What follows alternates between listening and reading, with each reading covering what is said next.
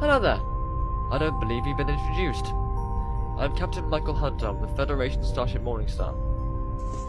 Why are you down here, sir? Do you know what that is? A spatial anomaly? No, this. A window? Exactly. Computer, bring up all files related to the Federation Council member Casey Ricola. Is there any mention of how she got the job as the assistant of the President of the Federation? Not right now, Captain. Like I said, I've got a ship to attend to, and I don't really want a quick chat with you. Although I will say one thing. Do you believe them? Believe what? The rumors. Let's just say I hope that's all they are. I wouldn't be surprised if they aren't. Oh lord, why are we having this conversation? For a man who claims to have a 25th century ideology, you tend to think from a 21st century perspective. It's the probe. Hooray! Only took about 60 fucking attempts.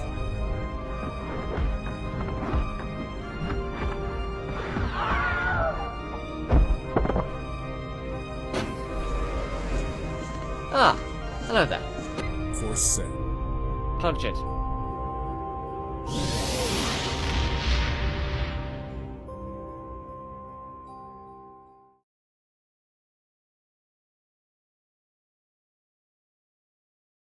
How's it going, guys and gals? My name is Dr. Beckett, and welcome back to the channel and to a celebration video Oh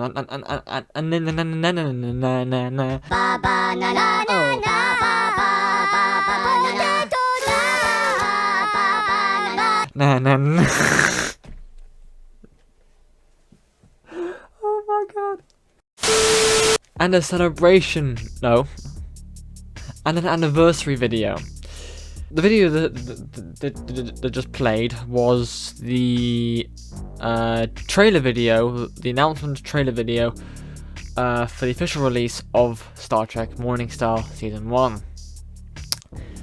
Yes, that I was on TikTok the other day, now, years after I actually wanted the damn thing, and I'm off the app entirely, which is not entirely useful to me.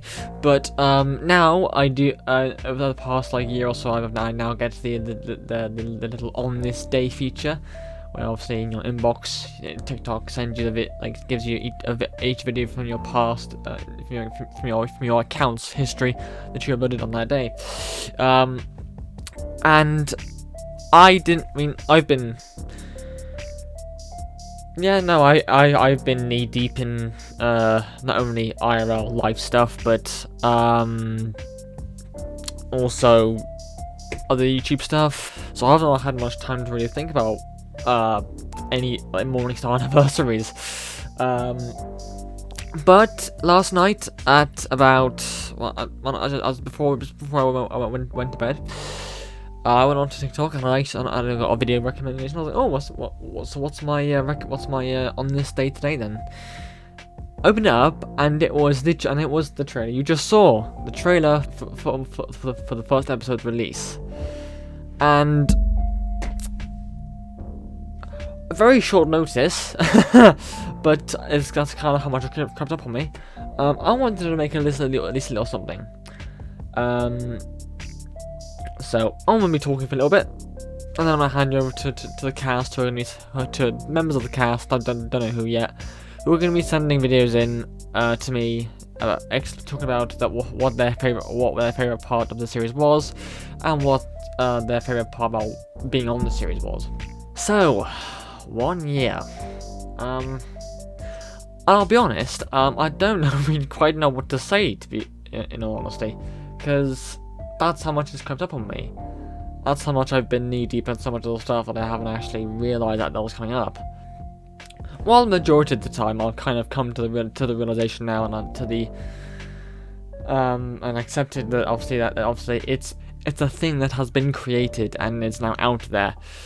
So the disbelief of after the 3 years I had setting the whole thing up kind of worn off now that it's actually out there. But no, there are still the odd occasion where I'll be sat doing some random thing and then I'll just have a thought and go, Yeah, no, still can't believe it's actually out there.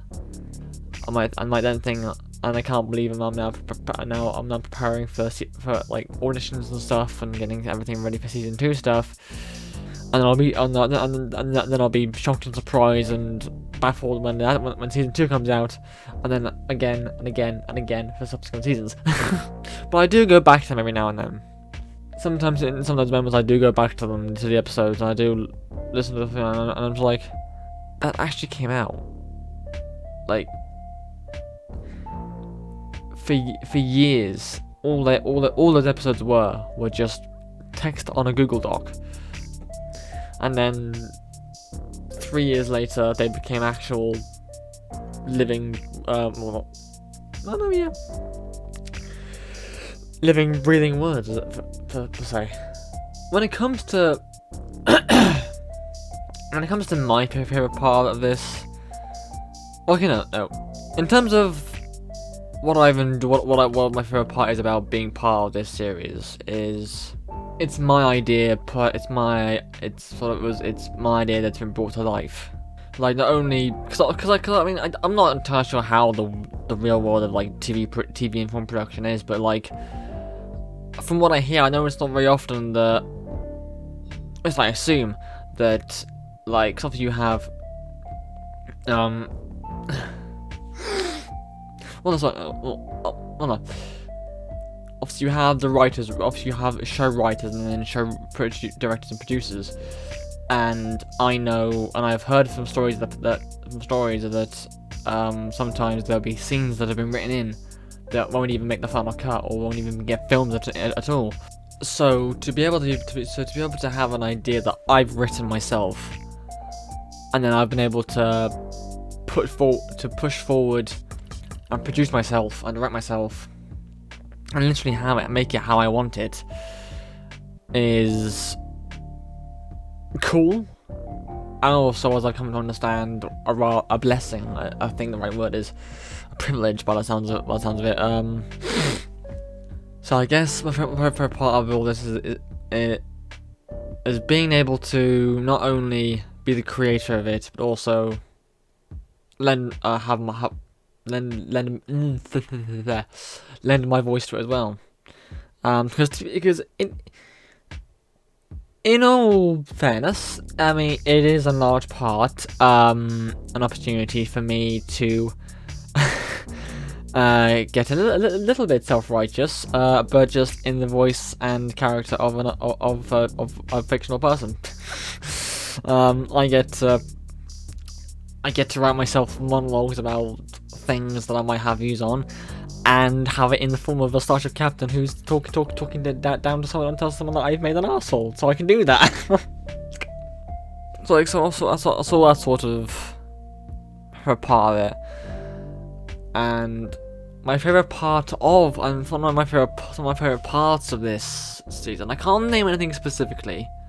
There are a lot of moments in the later episodes of season 1 that are pretty good. I like. The easiest answer for that the quickest answer for that would kind of be like, just take any monologue from probably after the first few episodes and onwards. Well, monologue or self-righteous talk, I would be a part I really enjoyed to do. But one that does spring to mind, and actually it was a part that's less actually solely on the voice acting section, it's recording and actually in the editing process.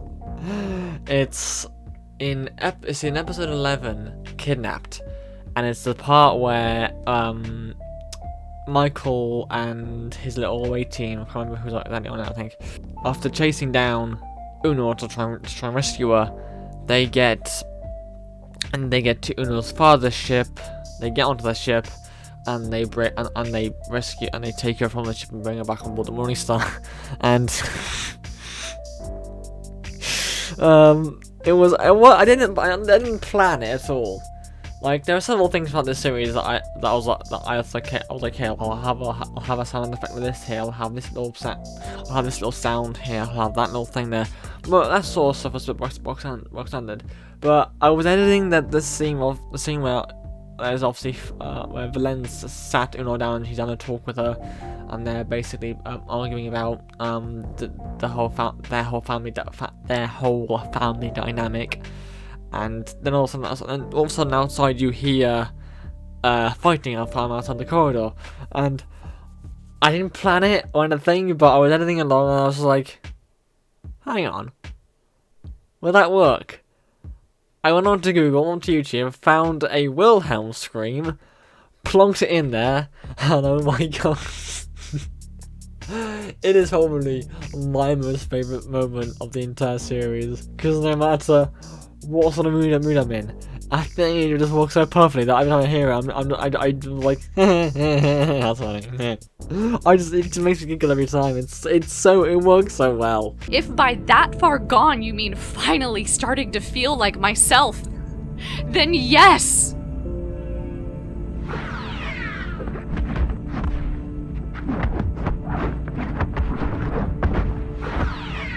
What is happening out there?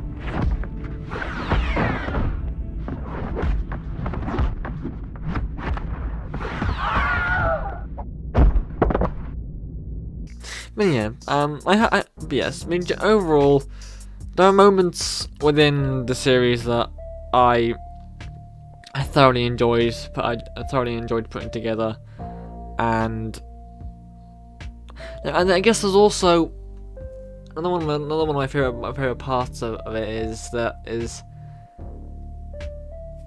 it's the start of the editing process. And obviously, I've read everything through, and it all sounds fine. It sounds cool, but obviously it's just me reading it out loud to myself. Then obviously we've had the table reads, which also do sound cool. And all, but not always everyone's there. But it's when I've had all the lines in, and I'm putting the episodes together. Oh, the first like few phases of the editing process of putting these episodes together, just hearing it all come together, just like, and especially for season, like, I don't know what if it would be the same for season 2, but for season 1 especially, like, it was like after, again, 3 years of sort of more or less reading it aloud to myself, multiple times, and not really thinking much about, and I was wondering what it would sound like, to then putting it together and just hearing how it sounded. It was just it was so good. It was such a great feeling. Yeah, so there were several moments throughout this process of the series that were really good, that are fun memories to call back on, and I think now it's a bit of mix and match. I think, like, I'm at the point now where it's been a few months. It's been like many months now since it's out. I've kind of settled with the idea that it's out there now, and I know it's out there, and I can kind of level with myself about it now. But also I do get that giddiness and nostalgia. And I'm gonna listen back to it, and it makes me remember all the several moments within the production process that I found so cool.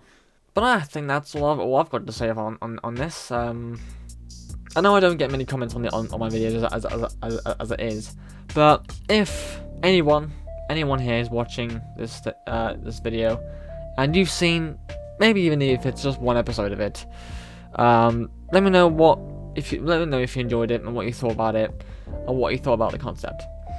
Because it would be nice to hear what an outsider's view of this series is. It would be nice.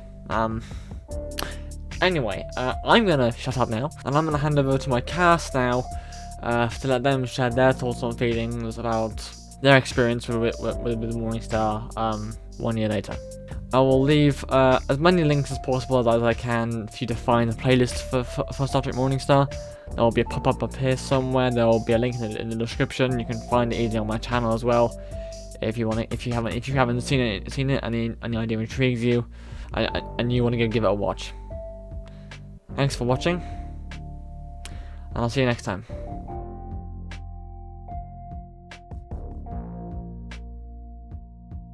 I mean, what hasn't been nice about being part of Morningstar, though? That's the thing, right? So, like, one, it was just nice to be asked to be part of a series. Two, it was nice to sort of do something Star Trek-y. Three, it was nice to do something Star Trek-y with somebody who, you know, I've worked with an awful lot of people. Charitably, I don't know many people who, at the age you were at when you fucking started this, would have been doing stuff quite this competently.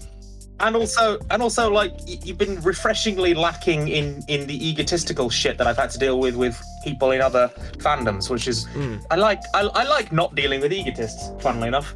But also, like, just genuinely, like, because from my perspective, like working on Morningstar led to Venture, working on Venture led to a bunch of other stuff. You know, there's an entire fucking shared timeline now with like, at time of recording this, I think you've literally just been asked, haven't you, to be in Atlas as well, which you know is now a thing that's connecting to the timeline. I've had people come to me and say, hey, I want to be part of the timeline, you know, and so I've been like, oh, okay. So it's gone from being like one series that you've started, you know, to suddenly it's an entire shared timeline with now as well, like, connections to other fan universes and stuff like happening, which is just incredible, you know. So like, as an overall experience, Morningstar's been like incredibly fun to do and work on, but also like the stuff that it's led to has been amazing as well. But also like my favorite, honestly, part of me is really nostalgic just for that entire first episode, because I think I've said this elsewhere, that first episode was really remarkably well shaped and formed. Like, you don't get that very often with very first episodes, where there's very little early installment weirdness. There's very little sense that this is not a shaped thing, you know. So I just love that entire first episode. I think it comes together really nicely, you know, and I'm always going to be really nostalgic for it. My name's David Hatfield. I play Lieutenant Mitchell Stellar on the Morningstar podcast, and it's been a blast. It's been so much fun to bring a character from Star Trek in the Star Trek universe to life. I'm such a big fan, always have been, of Star Trek, and it's been really great. So I guess I'm supposed to tell you my favorite part. So my favorite part, there was a planet that they were trying to restore some kind of power grid, and Lieutenant Mitchell Stellar was down there with someone else, and they were working on the thing, and then these other people showed up, and there was like these warring factions. It was really exciting. It was really cool to get the engineer into like sort of a spot of trouble. They didn't really know what was going to go on, so I like that kind of stuff. It's fun. Hey, I'm Manny, and I play Ensign Eric Sinoff in Star Trek Morningstar. Happy 1 year anniversary of its release. I didn't realize it's been a year already, and man, time flies when you're having fun. And this has been a great run. It's been fun, it's been exciting.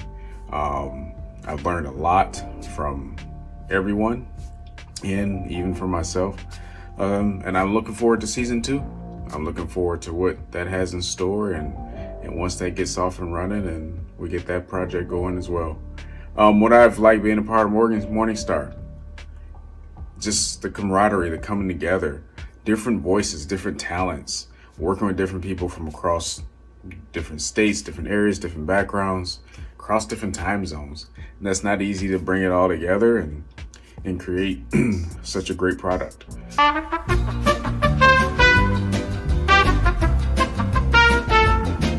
And a great project for everyone to see. I guess my favorite part of the series would be, you know, putting in all that work, all that time, and actually seeing it come together, you know, because, you know, you do it in pieces and then you're trying to get things right, make sure it's all perfect. And it turned out that way. And so it's been fun. And I think it's been a great project. It's an original project, and I'm happy to be a part of it. And I'm glad that I was chosen to be a part of it and to add to what has been created. I appreciate it. Hello, everyone out there who's watching this. I look forward to season 2. Talk to you soon. later. Oh my god, Star Trek Morningstar has been out a whole year already. It's hard to believe. This is the first time that I've gotten to be part of a long-form production and just really be around for so much character development and just to have the chance to breathe life into a character beyond just a few lines, to actually live with them and get to explore who they are and who they become is just an incredible time. Hi, I'm Julie Hackett, and I portray Commander Unor in Star Trek Morningstar. What I've loved about being a part of this project is getting to dive into a character in such a beloved universe, one that has been very important, informative in my upbringing, and getting to work with other actors who also have a passion for Trek. And even though we are located over a very wide geographical distance, we're coming together to bring this story to life. Some of my favorite moments with Unor, besides any self-exploration or journey of discovery and her relationship with Michael, are any time that she can dive into Treknobabble. I love any time she has a paragraph or a monologue talking about the EPS conduits overloading the sensor array, or having to reverse the polarity to launch a tracking beacon to detect XYZ, and so on and so forth. It brings me a lot of joy to do that. So thank you, Toby, for bringing me on, and it's been a blast.